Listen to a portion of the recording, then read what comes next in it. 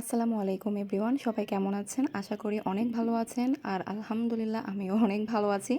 কিন্তু আজকের সকালটা আমার একদমই অন্যরকমভাবে কেটেছে। সকালে ঘুম থেকে উঠেই মানুষ ফ্রেশ হয়, নাস্তা করে, নাস্তা বানায়। কিন্তু সকালে ঘুম থেকে উঠেই আমি আজকে দুপুরে রান্না করছিলাম।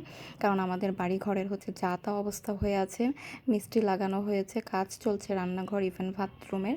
বাড়িঘর অগোছালো নোংরা হয়ে থাকলে কোনো কিছুই যেন ভালো লাগে না। এটা করে দিন যাচ্ছে আর আমি শুধু ভাবছি কবে আবার আগের মতো সবকিছু ঠিক হয়ে যাবে। কথায় আছে না, কষ্টের পরে আসে স্বস্তি, ঠিক সেরকমই হয়েছে আমাদের অবস্থা।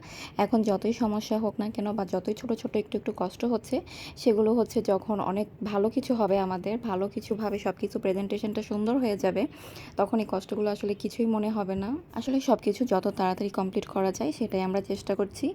আর হ্যাঁ, যখন সব কিছু অনেক সুন্দরভাবে কমপ্লিট হয়ে যাবে তখন অবশ্যই শেয়ার করব আপনাদের সাথে। আর আমার হাজব্যান্ড একদমই সবজি খেতে চায় না, বাট এভাবে নুডলস রান্না করে দিলে সবজিও খায়, নুডলসটা অনেক বেশি পছন্দ করে এভাবে।